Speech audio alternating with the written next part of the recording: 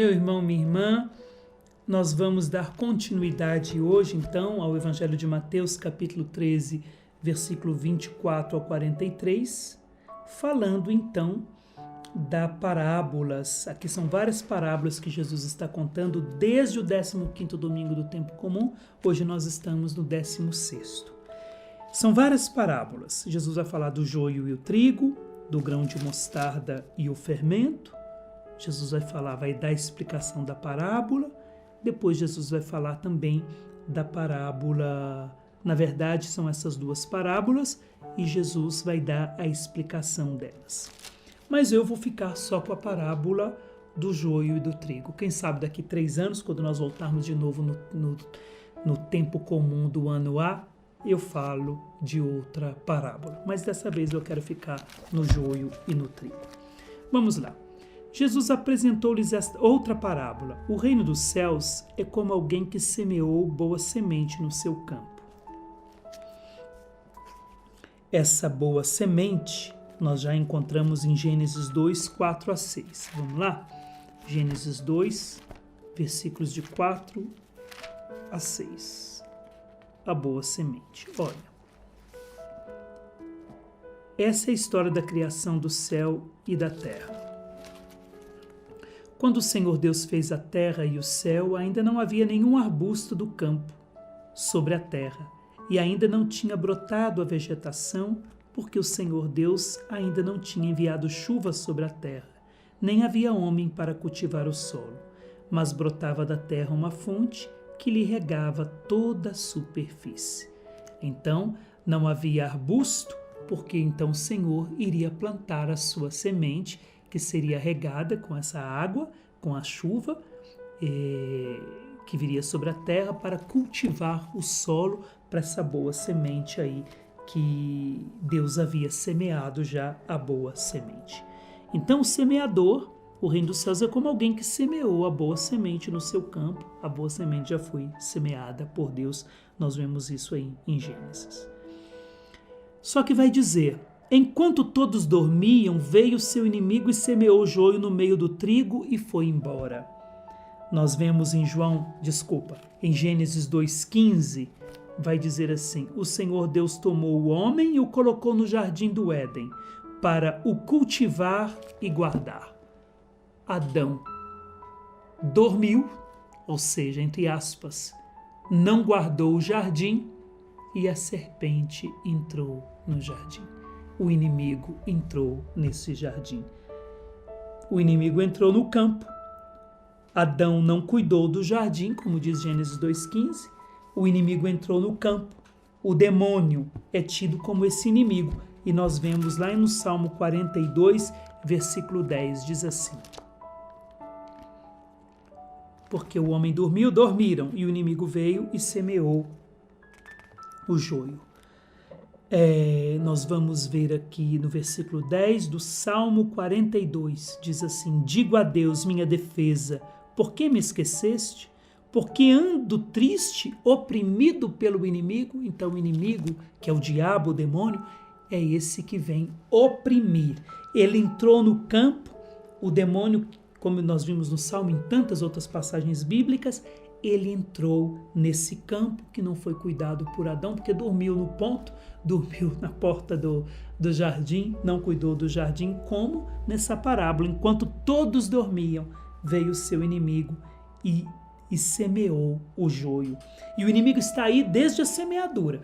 Quando nós vimos no domingo passado a parábola do semeador, no versículo 19, vai dizer assim: a todo aquele que ouve a palavra do reino e não a compreende, vem o maligno e rouba o que foi semeado em seu coração. Ou seja, o diabo já está aí, o maligno já está aí desde a semeadura. Não compreendeu? Compreender é fazer uma experiência com a palavra de Deus, aí não é só uma compreensão teórica, mas compreender é experimentar a palavra no conhecimento de Jesus Cristo. Então o maligno já está aí há muito tempo, desde a semeadura. E o maligno, então, que já está aí à espera, à espreita, uma vez que dormiram, Adão dormiu, ele entrou no jardim. Quando a palavra é semeada no nosso coração, se nós dormirmos, ele também entra o inimigo, o seu inimigo, o inimigo do semeador. Olha, enquanto todos dormiam, veio o seu inimigo. É como alguém que semeou a boa semente no campo. Enquanto dormiam, aqueles que não deveriam dormir, veio o seu inimigo, o inimigo do semeador, e semeou o joio e foi embora. Foi embora esperando o tempo de voltar. Foi isso que aconteceu, esperando o momento oportuno. Foi o que o diabo fez também com Jesus no deserto. Foi embora e à espera do momento oportuno para voltar. Enquanto todos dormiam, veio o seu inimigo e semeou o joio. O que é o joio? O joio é muito parecido com o trigo até formar as espigas. Ele é igualzinho, semelhante ao trigo, até crescer, brotar, crescer e começar a formar as espigas. As espigas do joio são mais finas que as do trigo. E a diferença, elas são infectadas de fungos que as tornam escuras e venenosas. Quando amadurece a espiga do joio os grãos ficam pretos como carvões, escurecidos como carvões.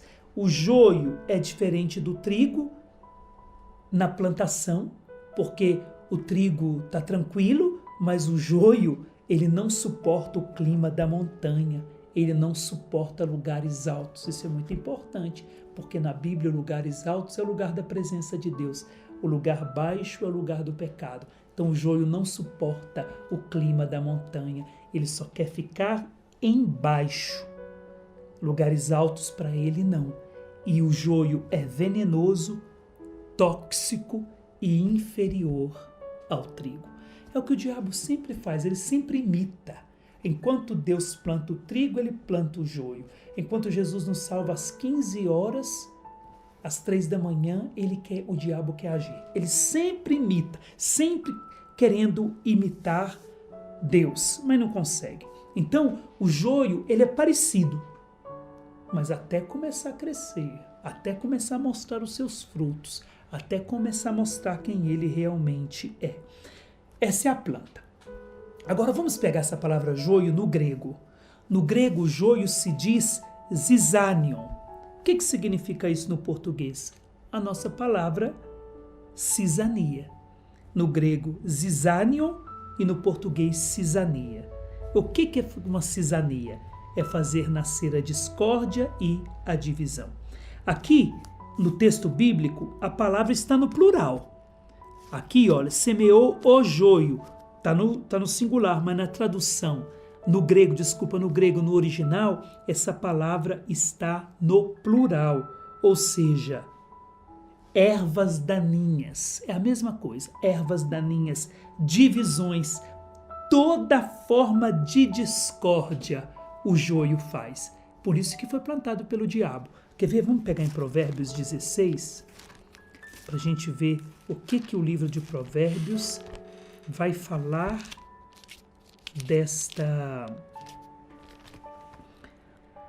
das divisões e assim por diante.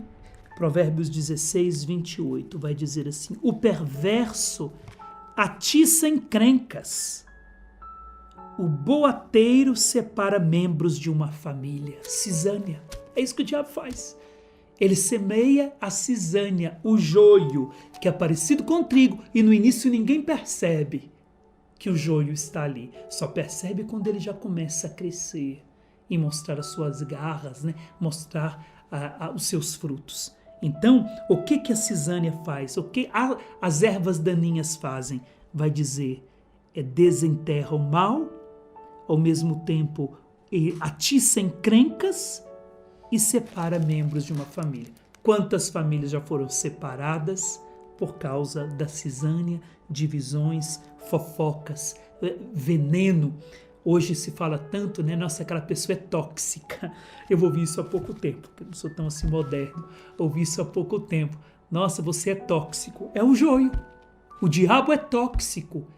E aqui o joio, quando vem joio misturado no trigo, quando se fazia o pão, aqui na Bíblia, sabia muito bem que o pão foi feito com joio, porque ele dava dor de barriga, diarreia.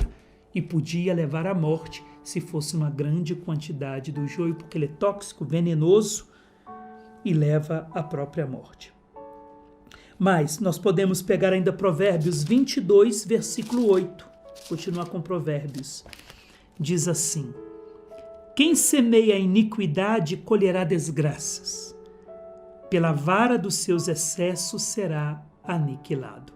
Quem semeia a iniquidade colherá desgraças. É o diabo. Ele semeia iniquidade. E quando nós permitimos isso no nosso terreno, porque estamos dormindo, nós colhemos, infelizmente, desgraças no meio de nós. Quer ver? Vamos pegar o profeta Jeremias. Jeremias capítulo 2, versículo 21, diz assim: e tu, porém, te havia plantado como vinha selecionada, Deus dizendo para o seu povo, eu, porém, te havia plantado como vinha selecionada, toda da mais legítima variedade. Olha a pergunta de Deus. Como foi então que te corrompeste em ramos de videira estranha? Eu te plantei como vinha selecionada. E como é que tu te tornaste uma videira estranha, amarga? É o que acontece. Eu te plantei como trigo, meu filho. Como que tu te tornaste um joio? Como que tu te deixaste enganar pelo diabo e de trigo tu te transformaste em joio? Como que nós nos transformamos em joio? Da discórdia, da erva daninha, de divisões e toda forma de discórdia. Só que isso é no grego. Já que nós começamos a falar de joio, eu já falei da parte da planta, agora eu já falei do joio no grego. Vamos ver como é que é esse joio no hebraico. Já que estamos falando o que o diabo fez, vamos até o fim. No hebraico se diz zonim. E é interessante essa palavra no hebraico. O judaísmo, até então, entende essa palavra zonim, joio. Entende que o joio, o zonim, não é uma planta diferente do trigo. No grego nós vimos, no estudo da planta, nós vimos que o joio é diferente do trigo. Enquanto são plantados, enquanto está nascendo, não. Até dar os seus frutos. Agora, na mentalidade judaica, os judeus não veem diferença do trigo e do joio. Mas dizem o quê? Que o joio é uma forma degenerada do trigo. Ou seja, o trigo se corrompeu. O trigo foi corrompido e tornou-se joio. Tá vendo? Na mentalidade bíblica, zonim. E referindo-se ao povo de Deus, os judeus vão dizer, o povo de Deus então se corrompeu, deixando de ser trigo. E ao mesmo tempo, os judeus fazem um jogo de palavras. Da mesma forma que a gente faz às vezes piadas, eles fazem jogo de palavras entre zonim, que é joio, com a palavra zoná, que é prostituta. E o que eles estão dizendo isso? Eles dizem que o que tornou o trigo de Deus escolhido em joio foi a prostituição espiritual. Foi a infidelidade a Deus que fez com que o trigo se corrompesse e se tornasse joio. Olha que tristeza, que dureza. Nas nossas igrejas está cheio disso.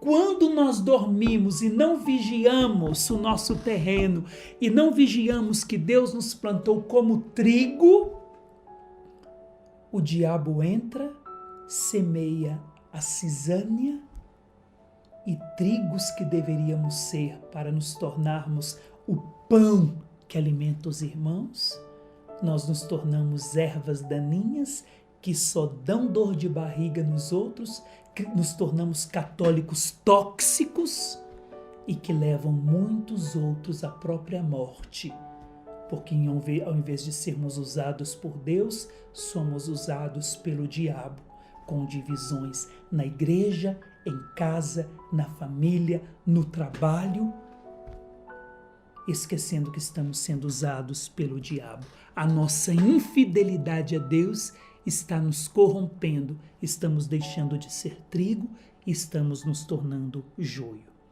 E é claro, se nós pegarmos o Evangelho de Mateus 7, versículo 16 a 20, vai dizer, pelos seus frutos os conhecereis. Acaso se colhem uvas de espinheiros ou figos de urtigas? Assim toda árvore boa produz frutos bons, e toda árvore má produz frutos maus. Uma árvore boa não pode dar frutos maus, nem uma árvore má dar frutos bons.